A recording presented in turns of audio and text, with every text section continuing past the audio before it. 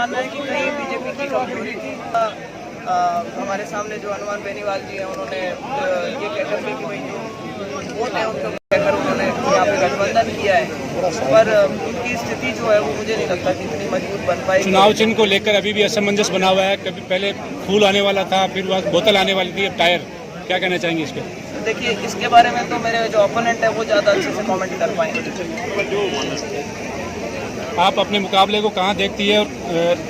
नाथुराम जी की पोती है, विरासत में आप चुनाव लड़ रही हैं। इस बार एक बार आप चुनाव जीत चुकी, एक बार हार चुकी, अब आप इस चुनाव को किस मुद्दे पर लड़ना चाहती हैं? देखिए, मेरे कार्यकाल के दौरान मैंने हमेशा शुरू से कहा था कि पहला वोट है जो मैं मेरे स्वर्गीय दादा नाथुराम जी मिर्जा के नाम पर।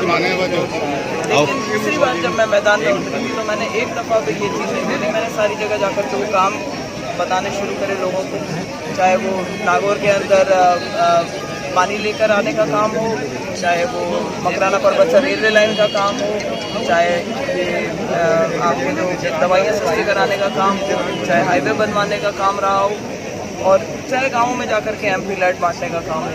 ये सब मैंने काम करे थे, जिसकी वजह से लोगों के अंदर बड़ा उत्साह था उस टाइम पर भी।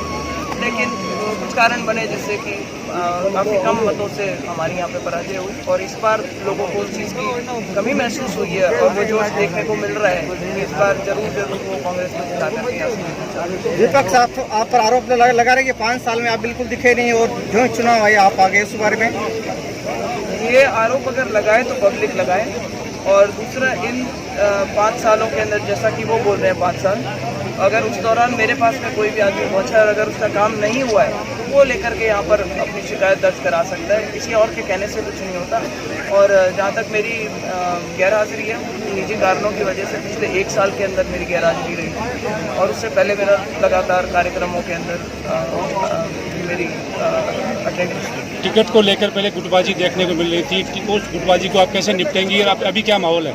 देखिए, टिकट तक एक स्पर्धा होती है जिसके अंदर सभी को अधिकार है कि जाकर के टिकट मांगे। कांग्रेस पार्टी के भी नेता टिकट मांग रहे थे, बीजेपी के अंदर भी विरोध होता है, कांग्रेस में भी विरोध होता है। ये जनरल डेमोक्रेसी का सिस्टम है, इंटरनल पार्टी डेमोक्रेसी इसी को बोलती है।